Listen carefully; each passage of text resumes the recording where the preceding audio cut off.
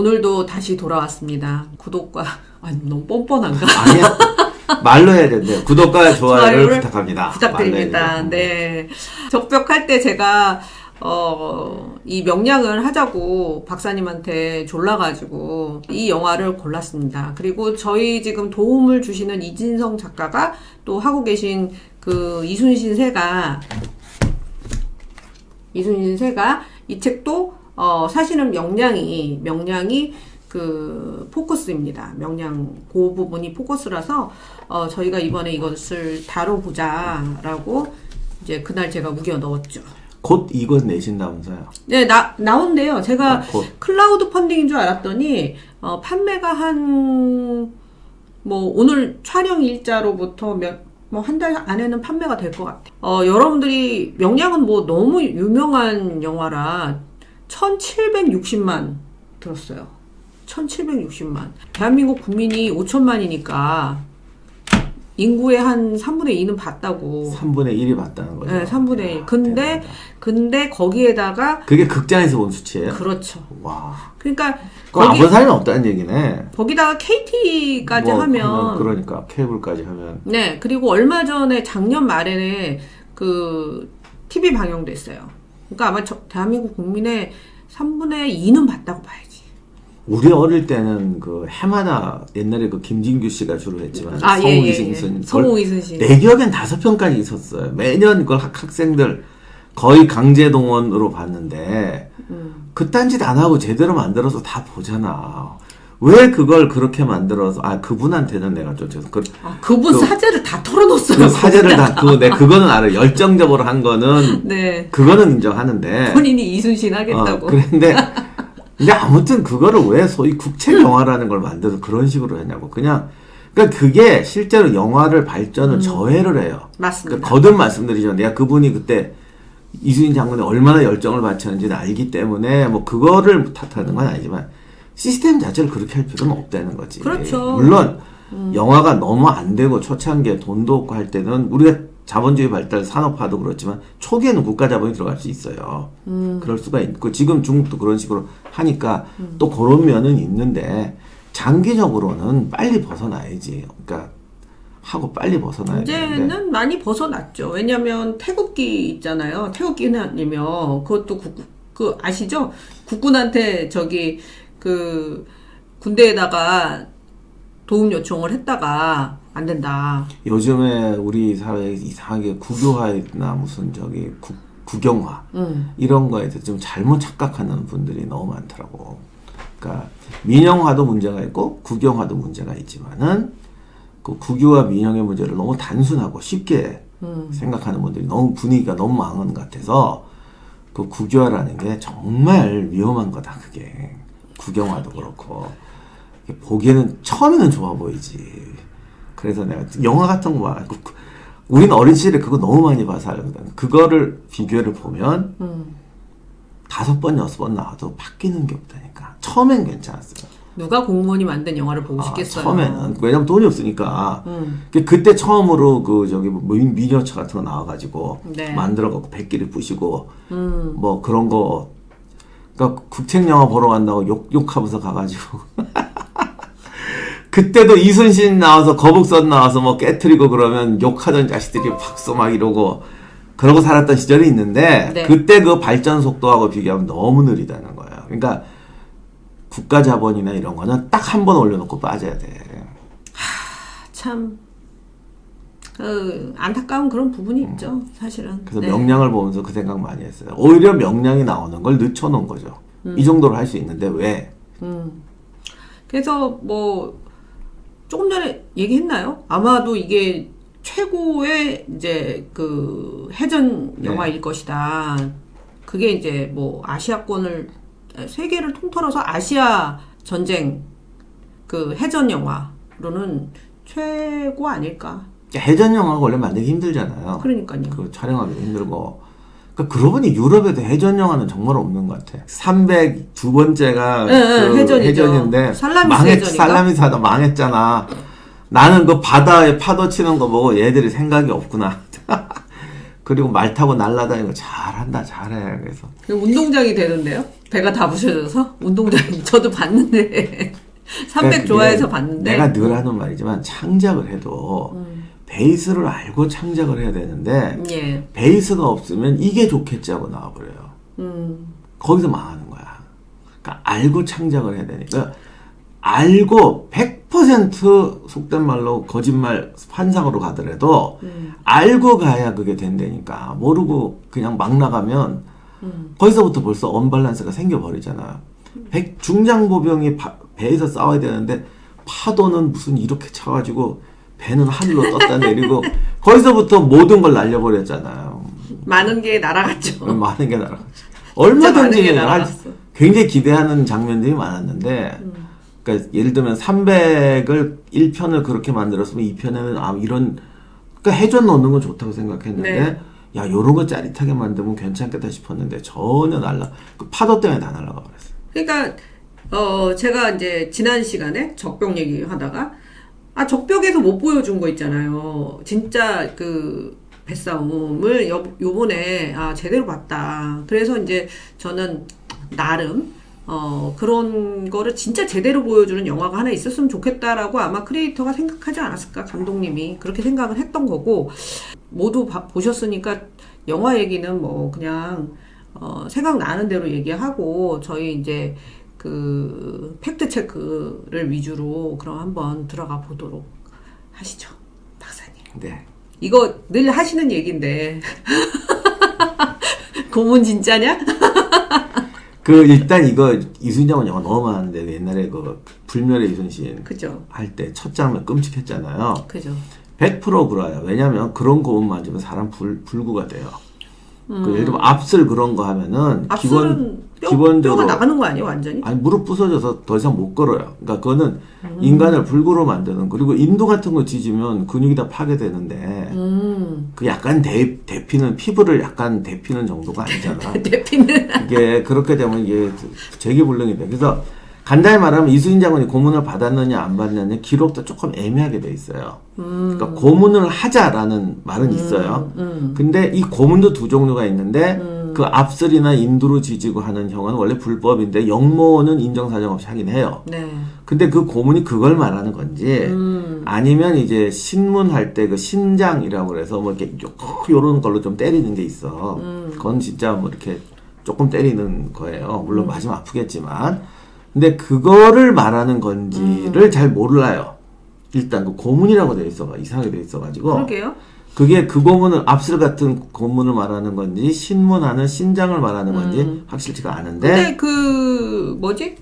이 난중일기에 보면 아프다는 얘기는 많이 쓰셨어요. 아프다는 얘기도 이제 몸이 그러니까 그 감옥에 있다 나오면 몸이 편할 수가 없잖아요. 그리고 옛날 분들은 이 몸살, 감기, 저린 거 이런 거에 대해서 굉장히 예민하기 때문에 네네네. 그게 이제 아니 근데 솔직히 거기다 나오면 나도 지금 아픈데 어제 지금 남한사성 갔다 왔더니 아픈데 그러니까 그러니까 바로 그 말씀 그것도 고문 후유증인지 잘 몰라요. 네네. 근데 이제 결과적으로 보면 압슬형 같은 건 안 받은 게 확실하고. 그거는 아닐 것 같아요. 네. 진짜. 그래서 그 방금 말씀하신 몸이 아프다는 게 그냥 감옥에서 나와서 그런 건지 아니면 신장이라고 약간 맞는 게 있는데 네네네. 그것도 이제 이순신 장군이 고관이잖아요. 네. 그러니까 왕의 허가를 받아 그걸 할 수가 있어요. 네. 그러니까 그거를 당한 건지 그거는 뭐 불구가 되거나 이런 수준은 아니에요. 뭐 때리자 말자 뭐 하여튼 네, 하여간 그래서 끝났는데 얘기가 그러니까 쉽게 말하면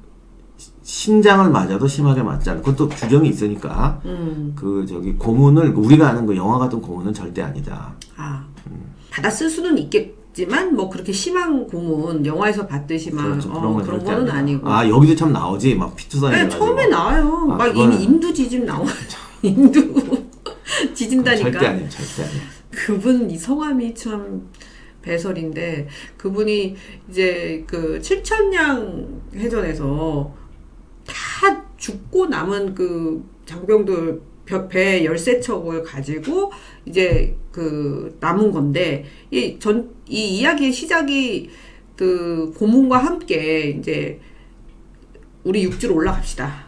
이걸로 이제 쭉 나오잖아요. 그리고 실제 내용에서도 그런 얘기가 서로 설왕설래를 했는지. 그거는 설이 있어요. 그러니까 여기는 이제 그때 권율이 이거를 해체하려고 네네. 이렇게 막 강제로 수군을 해체시키려고 하는 걸로 나오는데, 예. 근데 그건 정말 영화적인 각, 뭐 얘기 많이 됐지만 영화적인 각색이죠. 그러니까 네. 칠천량 해전에서 조선군이 참패하는 거는 일단 선멸전을 당한다고요. 군대라는 게 육지든 해전이든 싸워서 지더라도 빠져서 병력 살려 빠져나오면 되는데, 네. 이게 포위돼서 완전히 선멸되는 게 이제 최악이거든요. 네. 칠천량이 그걸 당했거든.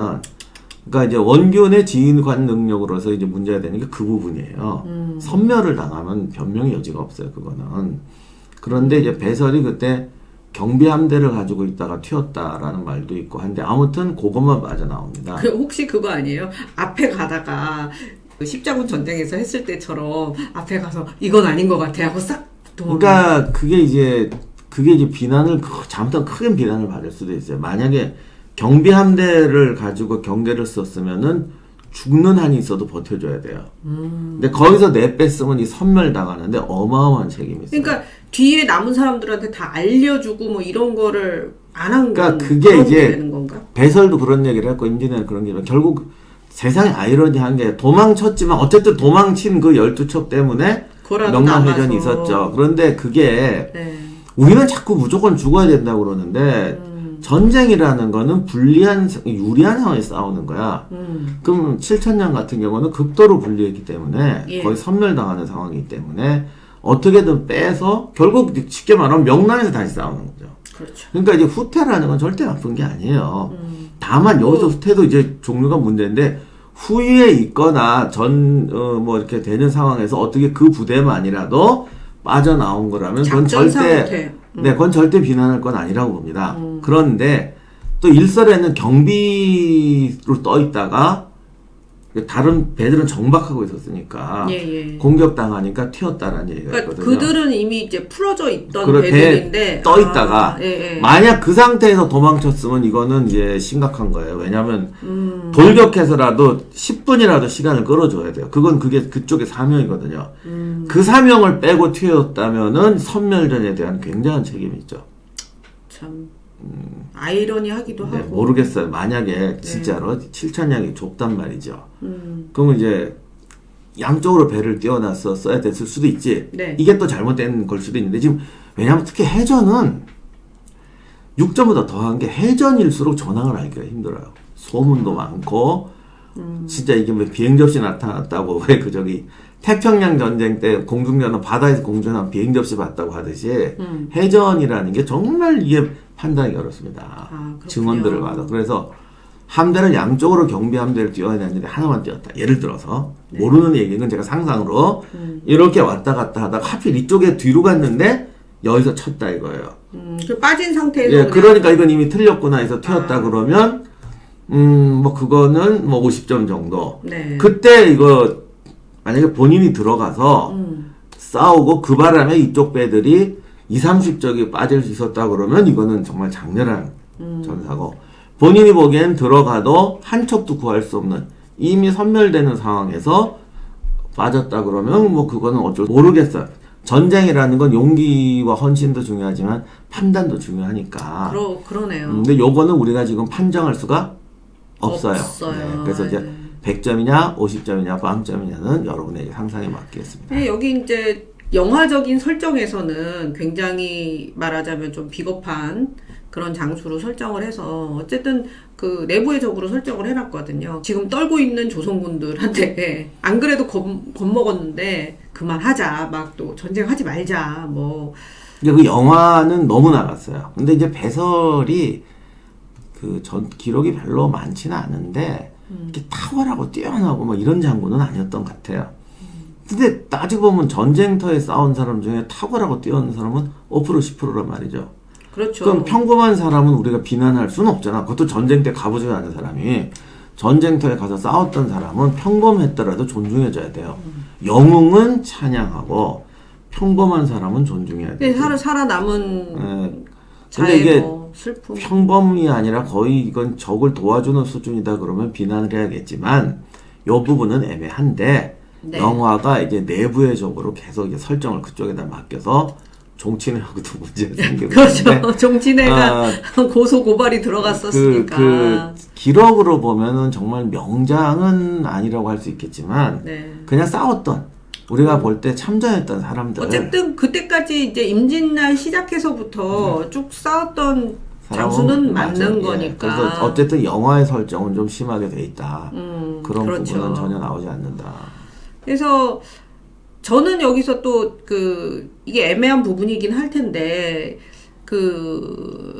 이미 이제 칠천량에서 완전히 괴멸을 시켰잖아요. 그런데 다시 일본에서 해군이 온단 말이에요. 그것도 뭐 마치 이순신 때문에 온다 뭐 이런 이순신 때문에 어쨌든 조선 수군을 전멸시키면 이제 해로가 뚫리면 다시 서울까지 오니까 처음에 1592년에 서울에 진격하지 못한 건 절대적으로 군력 문제였거든요. 네.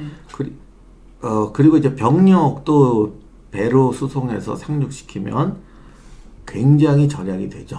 잠깐 평양까지도 그냥 갈 수가 있고.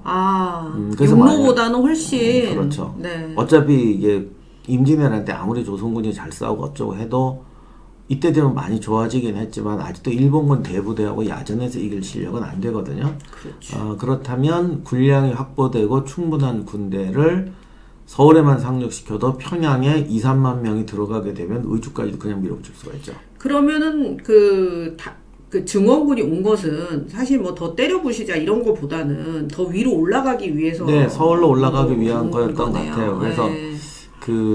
근데 요 영화에 나는 이제 이순신도 이제 할 만큼 했으니까 고문 받는 것보다는 정유재란 이게 우리 나중에 이제 임란사에다 할 건데 예.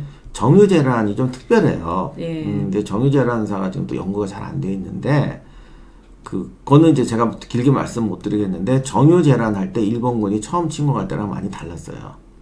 어떤 부분에서? 그래서 처음 침공할 때는 어차피 이 나라를 정복해서 통치해야 된다 이런 게 있으니까 싸울 때는 할 수 없지만 일단 전투 끝나면 가능하면 이렇게 좀 유화적으로 하려고 했고 항복하면 좀 이렇게 지금 이게 정유재란. 그렇죠. 정유재란 때죠. 그래서 하려고 그랬는데 정유재란 때는 인정사정이 없더라고. 들어가면 다 죽이고 남원성에 있는 만인의총 같은 게 그런 건데 정말 길에 시체가 널려있어 밟고 다닐 수 없을 정도로 길에 시체가 널려있다. 근데 이게 이런 기록이 여러 개가 있는데 그래서 지금 정유재라는 목적도 좀 이상한 게 보통은 이렇게까지 심하게는 안 하거든요. 네네. 왜냐하면 싸우다가 성 하나를 도륙낼 수는 있어요. 그럼 뭐 카이사로 되고 옛날에 그런 거 많이 하니까. 근데 무작정 하진 않거든요. 다 이유가 있어서 하거든요. 근데 이 경우는 무슨 유목민 군대도 아니라 약탈을 온 일도 아닌데 곳곳에서 그냥 만나면 죽여요. 싹 다. 네, 그래서 이제 지리산 같은 데 도망갔던 피난민들도 얘들이 쫓아와서 계곡 앞뒤를 막고 다 죽여요. 그러니까 여기 영화에서는 그걸 주둔지 소개라는 단어를 쓰더라고요. 근데 하여간 조금 그거는 이제 앞으로 오늘 뭐 정유재란 얘기할 건 아니니까 그렇지만 그렇죠. 네. 그래서 엄청나게 참혹한 피해가 벌어지는데 네. 차라리 그 부분을 하는 게 좀 더 살리는 게 좋지 않을까 싶기도 해요. 거기도 좀 많이 좀 앞부분에 그런 게 나와요. 그러니까 요즘 스타일, 그러니까 이 명량이 요즘 헐리우드 블록버스터 전쟁 영화 스타일하고는 조금 틀린 게 앞부분에 보통은 이렇게 한판 싸우는 걸 넣거든요. 한 5분, 10분 안에. 5.3처럼 적벽 1처럼 처음에 들어가자마자 싸우는 거가 들어가는데 여기는 한 시간 동안 그게 아니라 이제 쭉 깔고 가요. 대신 나중에 1시간을 쌈박질만 하죠. 근데 그럼에도 불구하고 저희가 이제 이순신이 영웅이시잖아요. 그래서 그런지 흡입력은 전 참 좋았다고 생각을 해요. 이때 척호병들의 뭐라 그러지, 활약 이런 것들이 실제로 거기 영화에도 나오는데. 그러니까 우리나라 전쟁사의 제일 문제가 구체적인 게 없단 말이죠. 그러니까 전쟁을 해도 몇몇 뛰는 장면만 적어놓지 포진을 어떻게 했다든가 이런 좀 구체적인 게 빠져요. 그 다음에 첩보전이나 정찰은 당연히 중요했고 거기에 대해서 여러 가지 얘기가 있는데 어떤 스파이라든가 이런 걸 쓰던 거 내가 봐도 당연히 썼겠고 그런 게 좀 이게 뭐지? 약간 이렇게 저거 같은데 싶은 건 있어. 이 책에도 제가 이거 좋아해서 이게 69년본인데 이순신 연구의 첫 번째 분이시죠. 노산 이은상. 네, 이은상 선생님 여기 보면 정확하게 그 이름이 나와 있기는 해요. 여기서 임준영 여기 임준영이 정탐한 결과를 보고하기를 블라블라블라. 아 근데 이거는 정탐이고. 네. 그러니까 앞에서 정찰병 같은 것이고. 아, 그러니까 스카우트. 실제로 좀 더 이제 깊이 있는 첩보라든가 적진 내부에 있는 그런 분야는 있었던 것 같은데 네. 그 부분이 잘 안 알려져 있어요. 그러면 이 임준영이란 사람은 그냥 군인인데. 그러니까 척후선에 가깝겠지. 아. 그건 당연히 있어야 되죠. 네. 물론 임란 초기엔 그것도 잘 못해가지고. 여기 정탐한 결과라고 써 있기 때문에. 그러니까 그 정탐이 그게 이제 정탐이라는 게 적진에 들어가서 우리가 첩보 활동하는 것도 그러니까 요즘은 수색대 이제 아니면 전초 네. 뭐 그 중간일 텐데 정확하지는 않습니다만 네, 바다에서는 늘 그걸 합니다. 원래는. 그래서 임준영이라는 사람은 진짜 있었다. 실존 인물이다. 실존 인물이다. 불행하게도 이제 구체적인 내용을 모른다 이런 거고. 그 벙어리 와이프는 당연히 뭐 없는 모르는 예, 거고. 그 굉장히 이제 드라마틱한 부분이고 이제 권윤 장군이 아까 말씀하셨지만 그 정도는 아니었는데. 아니 권율은 오히려 도와주려고 했던 거예요. 그래서 이러면 어떻겠냐 그랬더니 이순신 장군이 이렇게 안 된다 하니까 말을 듣습니다. 이순신이 석방돼서 왔을 때부터 권율이 찾아와요. 사이가 좋았나요? 막 이렇게 뜨겁게 친한 사이는 아니래도 그러니까 업무적으로 네네. 특별히 갈등을 일으키거나 이런 관계는 아니었던 것 같아요. 그래서 그러니까 위치로 보면 권율이 장군이 그렇죠. 더 훨씬. 예. 그래서 권율 총사령관? 그렇죠. 그러니까 권율하고 이순신 관계를 보면은 특별히 비난을 안 해요. 근데 특별히 칭찬도 안 해. 아, 권윤 장군이. 그러니까 약간 그러니까 정말 약간 사무적인 관계? 네. 예, 그렇게 나와요. 그래서 이게 뭐 괴롭히고 못되게 굴고 이러는 수준. 물론 트러블은 있을 거예요. 왜냐면 일상적으로 상관하고 부하 간에는 특히 이순신처럼 이렇게 센 사람은 항상 뭔 트러블이 있게 돼 있어요. 그렇죠. 근데 이제 그런 트러블이 어떤 비겁한 정말 너는 잡아먹을까 이런 트러블은 아니고 그냥 보이는 이순신 장관 성격이 스타일이 보면은 상관들이 좀 불편한 스타일은 맞아. 우리도 그렇잖아. 능력 있는 능력 있는 부하가 있어요. 능력 있는 부하는 고분고분할 수가 없어. 제가 그 기업 같은 데 강연 갈 때 늘 하는 말이 고분고분한 사람 찾으면서 능력 있는 사람 찾지 말라는 거야. 맞아요. 고분고분한데 어떻게 왜 능력이 있어도 감추나요? 고분고분하니까.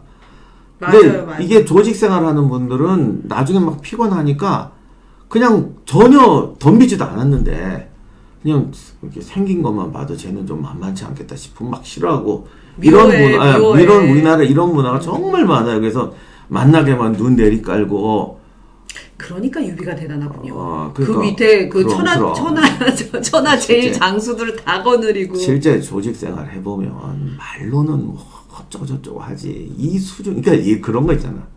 나는 많이 먹어. 네. 그러면 사람들 다 지멋대로 생각해. 짜장면 12그릇 먹나 보다. 근데 짜장면 한 그릇 먹으면서도 많이 먹으라고 말하는 사람도 있어요. 난 다이어트 때문에 밥만 먹어야 되는데 네. 한 그릇 다 먹는다로 많이 그러니까 이런 추상적인 용어 갖고 모른다고. 그러니까 이게 리더분들이 뭐 아랫사람이 나한테 의견 이렇게 말해야 되고 뭐 이래야지 그럼 사람들 다 지멋대로 생각하거든. 근데 실전에 가보면 이건 그냥 가만히 있는 정도가 아니라 정말 얼굴만 봐도 이럴 것 같고 생글생글 웃으면서 이런 사람을 정상이라고 보는 리더도 엄청 많아요. 그게 참 비극이죠. 네, 그래서 이순신 장군 같은 분은 센 분이라고 세다고 안 봐도 세다고 이 사람. 그리고 실제 이렇게 하는 법 세. 어떻게 보면 주대가 너무 세죠. 예, 근데 권율도 세요. 당연히. 권율도 아주 센 분이에요. 그래서 그러니까 나라를 근데 줬더니. 직접 둘이 충돌하고 이런 분은 없었던 것 같고 뭐 패튼과 아이젠하워의 관계라든가 뭐 이런 정도 생각하면 되지 않을까. 근데 영화에서처럼 하진 않았어요. 그래서 수군을 해체하려고 하지 않았고 오히려 지금 이렇게 됐는데 이게 좋겠냐 물어봤어요. 그러니까 이순신한테는 그러니까 옛날 사람이랑 무조건 시키지 않아요. 왜냐면 이순신 장군도 삼도수군 통제사잖아. 그렇죠. 그러니까 자기가 직접 명령을 내리고 이럴 상황은 아니거든. 그러니까 어떻게 하면 좋겠냐 그랬더니 여기 지켜야 됩니다. 그게 가능하겠냐.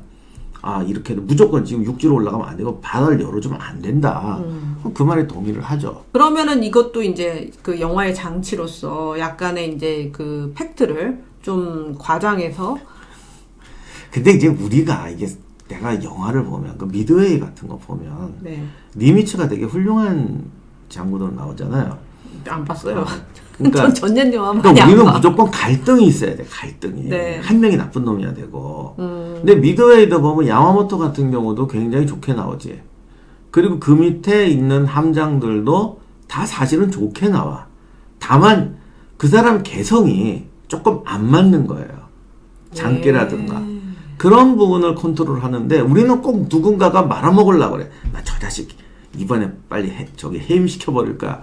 막 그거를 뚫고 나 이번에 제가 뭘 안 보내줬대. 꼭 이렇게 싸우는 그러니까 그런 경우도 있겠죠. 이런 것도 있고 이런 것도 있어야 되는데 우리는 조금 편식하는 경향이 있어요. 그래서 명량은 미리 말하면 우리나라 전쟁 영화에 많이 부족했던 부분. 전략적인 부분 또는 너무 이게 옛날 기록이 너무 선비적 관점에 쓰여지니까 그렇죠. 좀 전쟁의 심층을 보지 못하고 기록의 표현 이미지에 좀 섞여서 전쟁이 만화가 되고 막 이런 거 네네. 그런 부분이 많았던 부분을 극복한 거는 내가 되게 칭찬하고 싶어요. 나도 사실 좀 깜짝 놀란 게 네. 한국에서 나온 전쟁 영화 중에서 전쟁을 그래도 제대로 베이스에 깔고 보여준 거는 이게 거의 최초거나 탑인 것 같다. 저도 그렇게 생각합니다. 특히 옛날 서웅 이순신 장군 같은 경우는 무조건 포용이잖아. 뭐 네네, 도망병이 오면은 끌어안고 네. 뭐 어머니를 뵈러 제가 도망갔습니다. 그럼 눈물 뚝뚝 흘리면서 이번에 목 댕강 날려 그래. 깜짝이야. 이순신 장군이 이런 분이었나? 그거는 정말 감독분이 하여튼 작가분이 하여튼 모르겠 영화 만드는 거 모르겠다. 김한민 감독이 아무튼 감독분이 정말 단칼에 날렸어요. 과거의 성웅 이순신 유하고는 다르다. 이거는 뭐냐면 이건 진짜 전쟁 영화다. 과거 같은 그 성웅 이순신을 내가 너무 씹는 것 같은데 그때 수준에서는 그걸 이해하니까 거짓말하지만 나는 김준규 씨 그거 한 거 존경해요. 그럼요. 그러니까 잘 사제를 다 다만 그 시절에 영화 수준하고 나는 단절한다. 이거 만든 감독님도 그 성웅 이순신을 증오하겠어. 다만 수준으로 높여야 된다는 그러니까 게. 요즘 스타일의 스토리텔링이고 그렇지. 그러니까. 그리고 팩트에 굉장히 이순신 그렇죠. 장군의 그 팩트잖아요. 그러니까 할 말 다 했니? 전쟁에서 그거는 절대 안 되거든. 그러니까 또 진짜 이순신 장군도 그랬고. 네. 그 양반은 개인 사정하고 전쟁의 사정은 딱 구별하는 사람이에요. 완전히 냉정하셨죠. 준비할 때도 확실해요. 예를 들면 병사들이 막 그냥 야전 진지 공사에 그냥 밤낮 없이 들어가는 거야.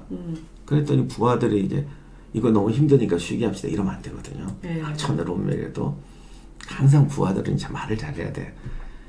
이 병사들이 지금 진지만 파느라고 훈련이 안 되고 있다.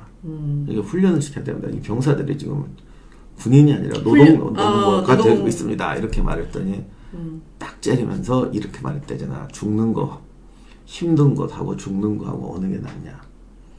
롬멜은 정말 병사들 피 한 방울까지 다 뽑아먹는 인간이니까. 그래도 존경하는 거는 싸움이라는 걸 하기 때문이거든요. 그렇죠. 근데 그래서 이순신 장군도 그랬어요. 그래서 우리가 난정일기 펴보면 뭐 이런 얘기 있어. 옛날에 다 그런 식으로 했잖아. 제가 뭐 3일도 못 먹고 지금 공사 중입니다. 그러면 막 옷 벗어서 주고 뭐 잡아다가 야, 너 왜 분량 빼돌려? 100% 안 그래. 전쟁인데 어떡하라고. 똑같이 막 이렇게 말은 안 했는데 네. 하는 거 보면 똑같이 그렇게 예를 들어 인정 안 해줘. 백성들이 굶어서 야전 진지를 못 만들었습니다. 그러면 간단해. 너 진지 50%밖에 공사 못했지. 한 번만 더 이러면 자른다. 10%밖에 못했지. 내쫓는다. 100%까지 완성을 했어. 야, 정말 백성들 고단한데 잘했다. 너 얼마나 애들을 밀어붙였다는 얘기야. 그건 전쟁 논리에서는 그런 거예요. 맞습니다. 그래서 이제 그 성웅 이순신하고